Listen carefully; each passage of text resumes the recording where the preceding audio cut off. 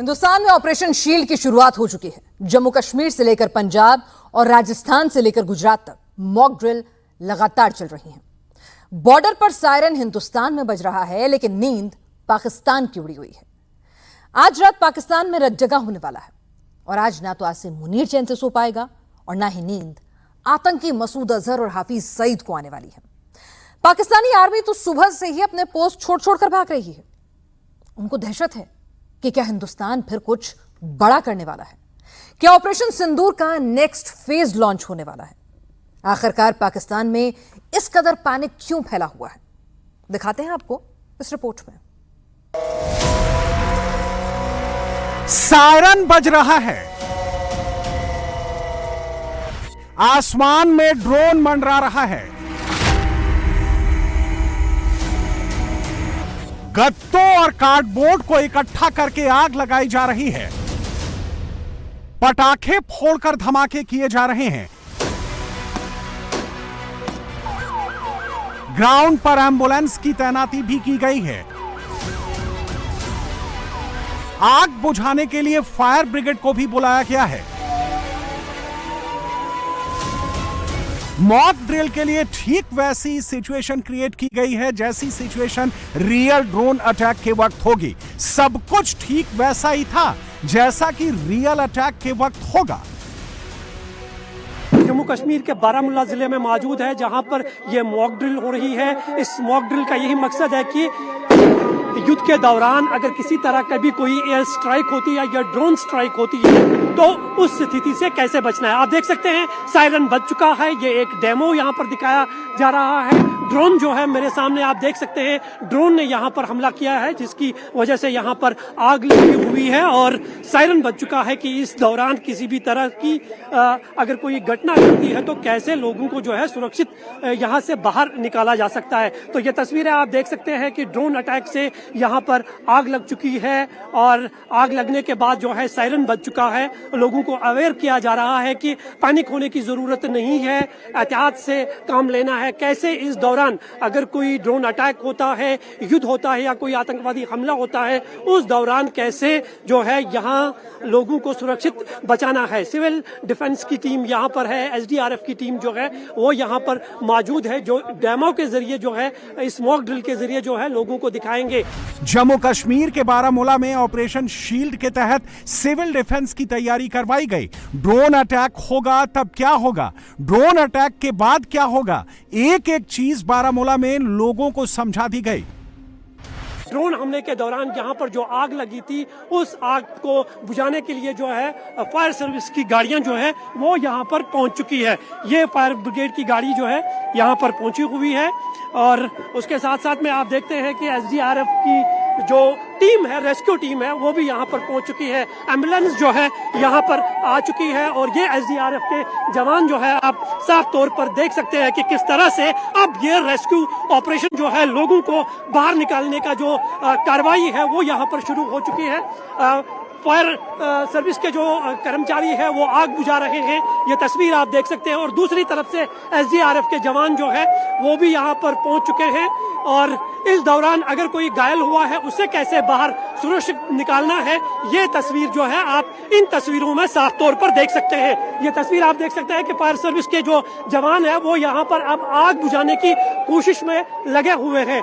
ये सायरन जो है लगातार फायर सर्विस की गाड़ी का यहाँ पर आपको ये देख सकते हैं आपके आग को बुझाया जा रहा है। ड्रोन से ये हमला यहाँ पर किया गया था और अब आग जो है उस पर कंट्रोल कर लिया गया है और एसडीआरएफ के जो जवान है वो यहाँ पर पहुंच चुके हैं। इस दौरान ये देखा जाएगा कि कितने लोग जो है इस ड्रोन के दौरान घायल हुए थे उनको सुरक्षित बाहर निकाला जाएगा। इस मॉक ड्रिल में पुलिस, आर्मी, सिविल डिफेंस के वॉलंटियर्स, एसडीआरएफ और स्थानीय नागरिकों ने हिस्सा लिया। इस दौरान आला अधिकारियों ने आम लोगों के साथ बैठकर इस पूरे मॉक ड्रिल को देखा। हॉस्पिटल के अंदर हम आपको लेकर चलते हैं। ये आप देख सकते हैं कि यहाँ पर सभी घायलों को जो है एक साथ जो है जमा कर दिया गया है। घायल सभी लोग जो है आपको यहाँ पर दिखाई देंगे। देखिए कांधे पे भी उठाकर जो है इस दौरान जो है लोगों को यहाँ पर घायलों को लाया जा रहा है। ये एक मॉक ड्रिल है। लोगों से बार बार ये कहा जा रहा है कि लोगों को इन तस्वीरों को देखकर घबराने की जरूरत नहीं है, बल्कि अगर इस तरह की कोई एयर स्ट्राइक होती है, कोई युद्ध होता है या ड्रोन अटैक होता है, उस दौरान कैसे अपने आप को सुरक्षित करना है, ये वो तस्वीरें जो है अपने आप में बयान करती है कि युद्ध के दौरान कैसा आलम हो सकता है। और ये सारी तैयारियां हैं किसी भी स्थिति से निपटने के लिए। और यहाँ पर आप देख सकते हैं कि बहुत सारे स्कूली बच्चे हैं जिन्हें यहाँ पर लाया गया है। उन्हें इस हमले के दौरान जो है अवेयर करने की एक योजना है जो है वो यहाँ पर आपको दिखाई देगी कि किस तरह से जो है उस दौरान अगर ऐसी कोई स्थिति बनती है तो कैसे अपने आप को सेव करना है। बारामूला में अटैक से लेकर घायलों को अस्पताल पहुंचाने की प्रैक्टिस शुरू हो चुकी है और इंटरनेशनल बॉर्डर से लेकर एलओसी तक बीएसएफ फुल फोर्स के साथ रेडी है। हिंदुस्तान में मॉक ड्रिल हो रही है और मुनीर की फौज पाकिस्तानी पोस्ट छोड़कर भाग रही है।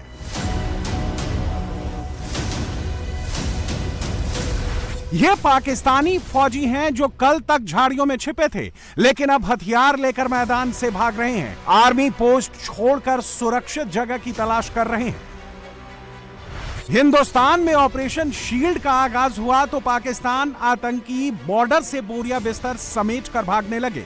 सिर पर चारपाई रखकर पाकिस्तानी आतंकी दौड़ लगा रहे हैं, अपनी जान बचा रहे हैं।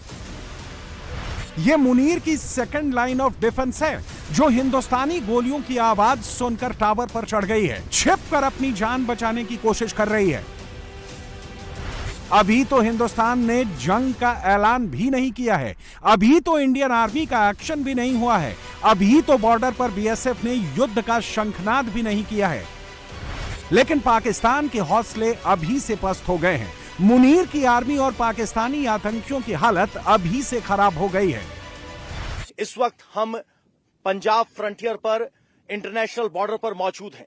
लोकेशन आपको सुरक्षा कारणों से नहीं बतला सकते, लेकिन तस्वीरें जरूर दिखा सकते हैं कि कैसे भारत की फर्स्ट लाइन ऑफ डिफेंस सीमा पर तैनात है। न सिर्फ तैनात है बल्कि डोमिनेट कर रही है।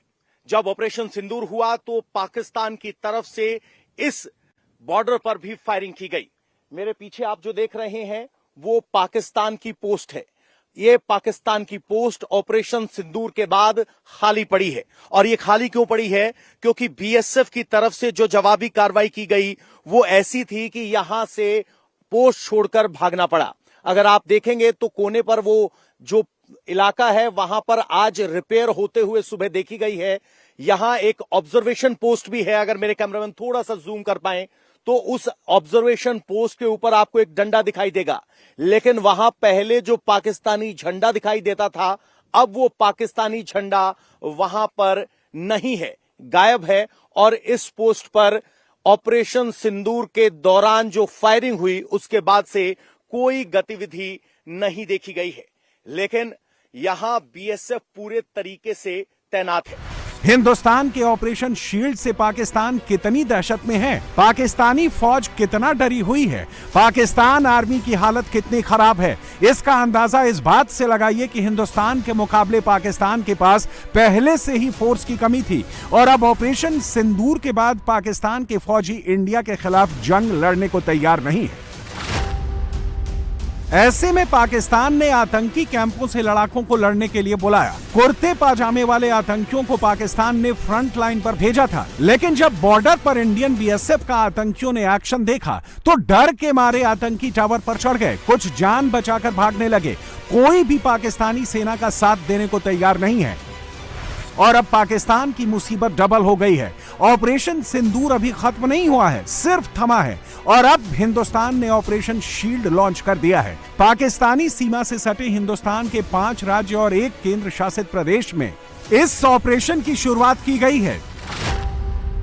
जम्मू कश्मीर, पंजाब, राजस्थान, गुजरात के साथ हरियाणा में मॉक ड्रिल की जा रही है।